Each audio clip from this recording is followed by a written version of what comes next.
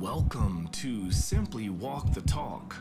Our bodies and minds adapt to what we do most of the time. If you want to change your body and mind, you must change what it is you do most of the time. This podcast explores all things health, wellness, fitness, lifestyle, and biohacking. Stay tuned as we explore various thoughts, methods, and experiences from a multitude of conversations between our interesting guests and experts through many fields of work. Sit back, relax, and enjoy the show. Simply walk the talk.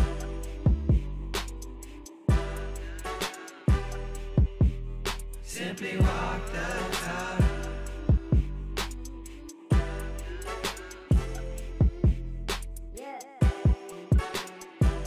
So man, what's happening? So we got Mr. Todd Fox. We got Mr. Josh Holland.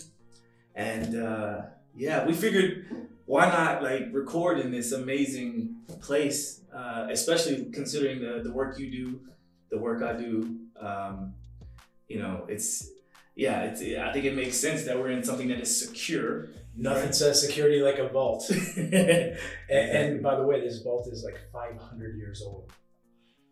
Wow. And this is not 500, but the actual vault is. We actually had to have special permission just to even be in here. We did. That's a true story.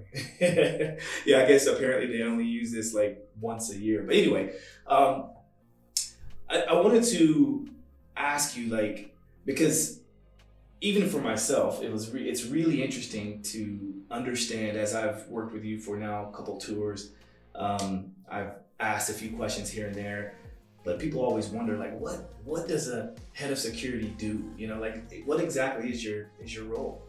That's the tricky thing, right? Because people see a big dude, not a small dude. They see guys walking around with an artist, and they think it's just shadowing somebody. But most of our job is logistics. It's coordination. It's planning. It's choreography. So we're writing advances. We're sending it ahead of where we're going: airports, hotels, arenas, stadiums.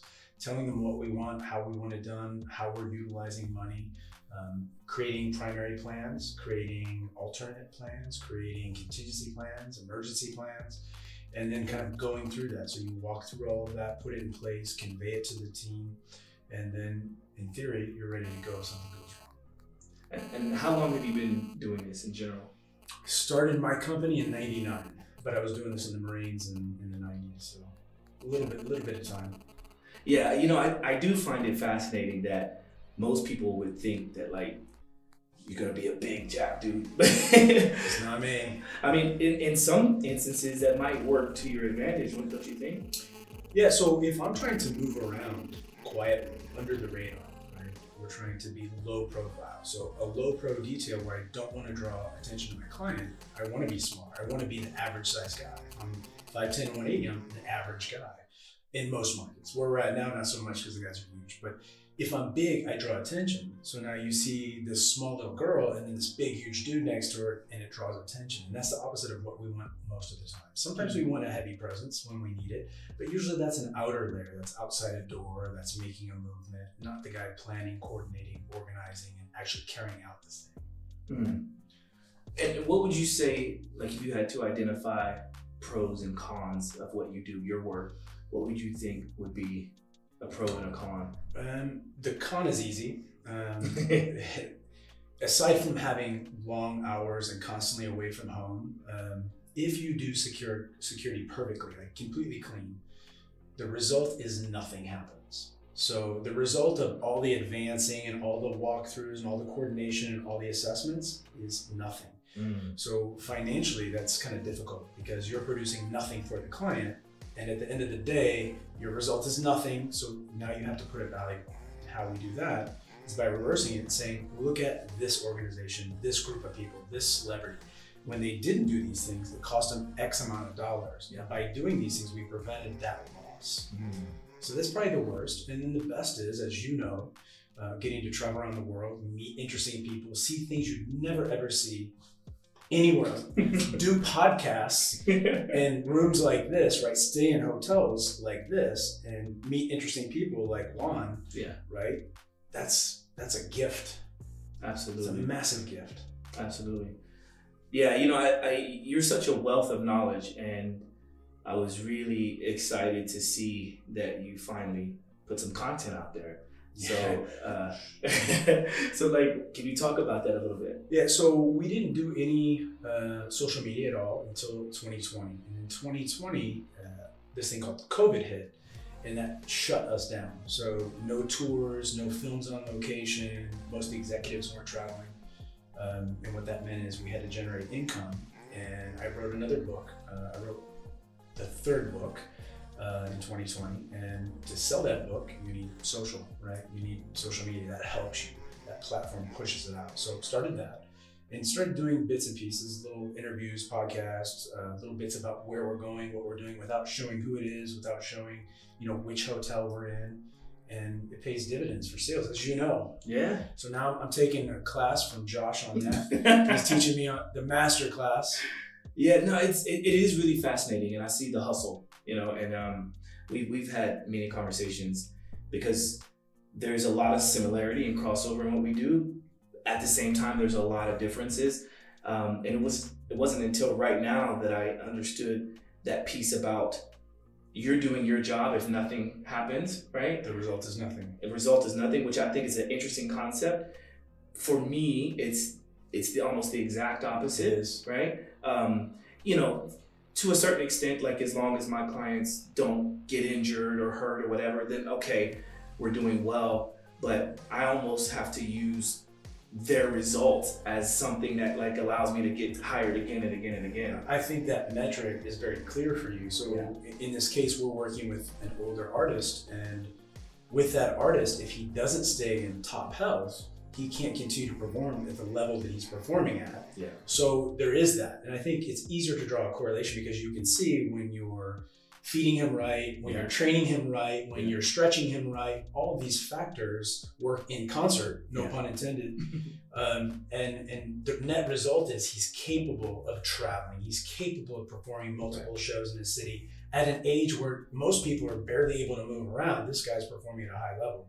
Yeah. So I think your result is much more visible and tangible in many ways. And then, you know, he can feel the difference in his body, which means that keeping you on payroll is not as questionable as somebody that produces nothing as a result. Right. Yeah. And also the value of that too is that we can do moves or things that maybe he wouldn't be physically capable of from a security perspective if you didn't do your job. Well so said. There's that crossover there. Well said. Yeah, well said. It is fascinating work. You know, people ask me all the time about like touring, and I love it. Obviously, there are pros and cons, like you correctly pointed out. But it's a trade-off no matter what. Like everything's a trade-off. Everything is a trade-off. Yeah. Yeah, you get it. And the thing with you is that you're maximizing your time on the road and what you're doing, and you're very efficient with how you utilize that time. You see the opportunities, you maximize that. You see these disadvantages, you kind of cut that out. Yeah. And being on the road just creates a wealth of opportunities, I think. Absolutely. Yeah, I say to people all the time, like, I will do this as long as I'm able to, you know? And I mean, it is nice to have people working for me or working with me. I like to say working with me because it allows me to branch out. I know we talked about that. I think we talked about that on the last tour. Yeah, right? Yeah. Because you hit a ceiling. As an individual, you hit a ceiling. This is the maximum you're going to make. Yeah. So unless you have that network of people that you can refer to or that you can bring in to a tour or a film or whatever, and Josh and I have had several crossover clients, right? Yeah, we have. and that's kind of cool when you're working with the same people or you know the same people and you're able to kind of do things their way. Hey, you know how she did this thing? Like, yeah, okay, cool. Let's do it that way. Perfect. Yeah. Right? Yeah, and also I think it helps with the camaraderie amongst the group, because that is another piece that is, I think, not so focused on or people don't realize. Is you have to have this, what I call a family or a brotherhood in order for things to work well. Everybody's kind of looking after each other. You know, if you see someone may have dropped the ball or might drop the ball because they're doing something else, just take care of it. And it's preemptive care. And I think that's happening, right? Because we're working out, we may be talking about situations, we may be discussing what is the best method of care for an individual. Yeah. And we have to have the same goal. which is longevity in this case, to continue on the tour that we're on. But also there's a lot of trash talking that goes on, isn't there, Josh? Of course. I mean, this dude's choked me out multiple times. But I find that part to be fascinating because, like, where I come from, I was known as the badass, you know what I mean? I was known as the guy that, like even my Uncle Mike, when he comes on tour, he's like, he knows me as the Karate Kid.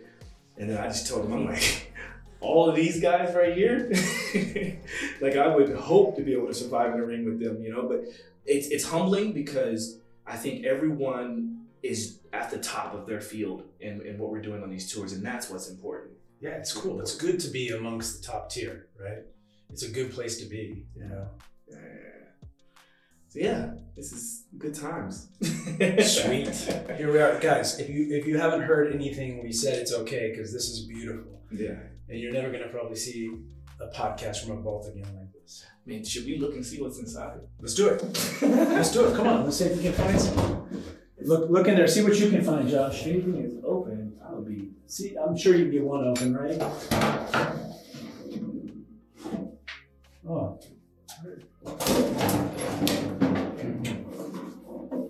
Oh yeah! Look what I found. The treasure. That's the ultimate treasure. Oh, good times, man. Good times. All right, well, that's Todd Fox, and This is Josh Holland. It's Josh Holland, and maybe we do more of these. I think this is kind of fun. Yeah, let's do it. Why not? Let's make it happen. If you can find more vaults. This is gonna be a hard one, guys. Yeah, this is stunning. Yeah. Well, whoever's watching this, if you end up having any questions that you would like answered from either one of us, let us know. That's a good fitness and security combined. It's a good team. I can't do that, but I can do this. All right, cool. Bam. We out.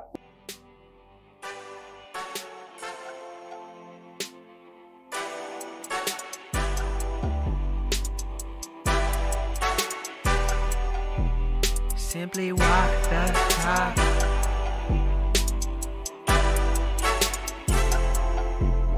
Walk the talk, talking facts. Move like me, but I move a little fast. Make my move, here to last. Fasten these seatbelts, I'm coming past. Take care of me, longevity. Hack my biology, better believe. Walking the talk, soul, mind, and body connected. Better come give us a listen.